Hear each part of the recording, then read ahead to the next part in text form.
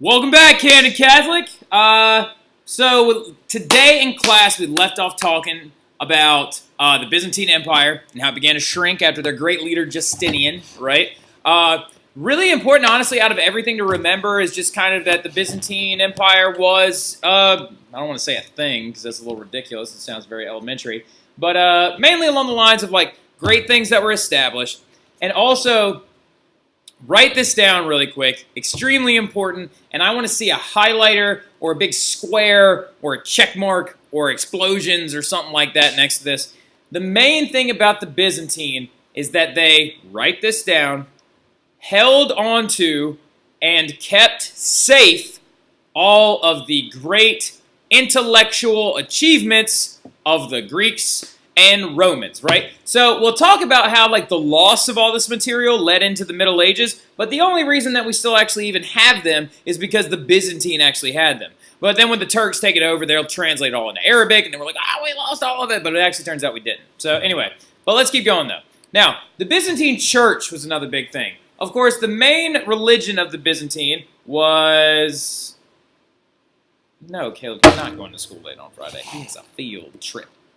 All right, anyway, now, the Byzantine Church, though, predominantly Christian, right? Actually, all Christian. The king was the patriarch, right? Or the church leader, or the father or figurehead of the church, right? So technically, Justinian was like the figurehead of the Catholic Church that was centered in the Byzantine Empire. Now, some of you are asking yourselves, it's like, well, if it's a Catholic Church, what's the difference between Catholic and Eastern Orthodox and Roman Catholic and the other different types of Catholics? Well, it turns out, Kamaya, that there's a lot of differences, right? So first and foremost, this is going to be a great little thing that you're about to see. This guy is the Pope of the Eastern Orthodox Church, right? Some of you are like, well, what the heck? Why is it Eastern? And also, how come his beard is so nice? Anyway, well, the big thing about it is like in the Eastern Orthodox Church, the Eastern branch of Catholicism, their priests and like clergymen are not supposed to cut their facial hair, right? They're supposed to actually keep it long, and this is the Pope that actually leads their side. And some of you are like, well, wait a minute. Well, like, we're Roman Catholic, and if there's other Eastern Orthodox Catholics, then when did that split actually occur? Well, the event itself actually happened inside of the Byzantine Empire, and it's called the Great Schism.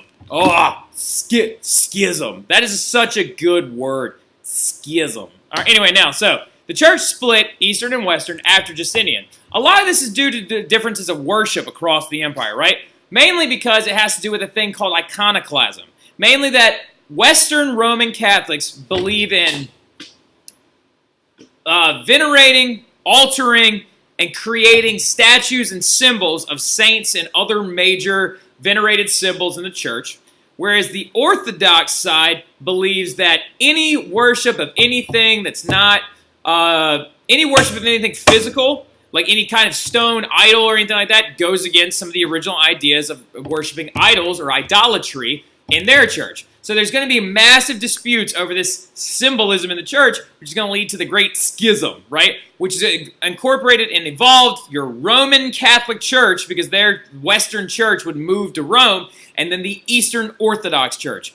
For example, any of you that have friends that are Greek, they are Eastern Orthodox because the Byzantine controlled Greece, right? So they are Eastern Orthodox. What they do is very different. They don't believe in having statues and idols inside their church. They do believe in like paintings of angels and the layers of heaven and things like that, but they don't believe in worshiping actual physical stone things, right? And they do a lot of different practices across the board. Ooh. For extra credit on your map quiz on Friday, which I just realized is going to be really hard to take because I won't be here. We'll talk about that later.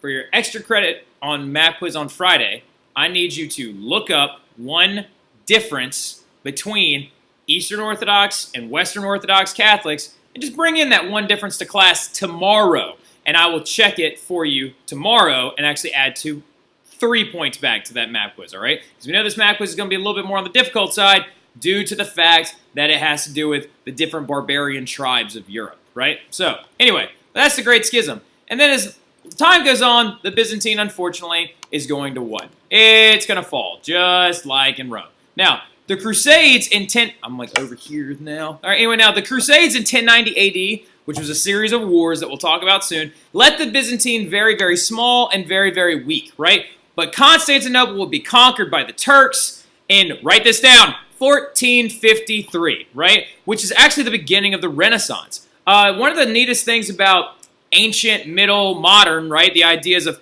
ancient times, modern times, and medieval times in the center has to do with the fact that a lot of people are like, oh, well, the whole world was in the Dark Ages. No, they weren't, all right? The eastern half of the Roman Empire continued to prosper for some time, all right? So Constantinople will be conquered by the Turks, and then they would rename most of it the Ottoman Empire, and then later on Turkey, and many famous sites and churches still remain there. A lot of them have been converted to Muslim mosques, right? So many people still make pilgrimages, though, to Constantinople as a center for their religious faith, or their Christian faith, right? Which is actually a really, really cool thing, because the Hagia Sophia is a gorgeous church that I showed you a picture of today that is actually now a Muslim mosque, right? So all kinds of stuff like that, though. But the Byzantine mainly talks about like holding on to intelligence from the Greeks and the Romans, major economic area that actually boosted the lives of many Westerners, the influence of several different areas, etc., etc., etc., and also that it was the eastern half and that it did continue to prosper.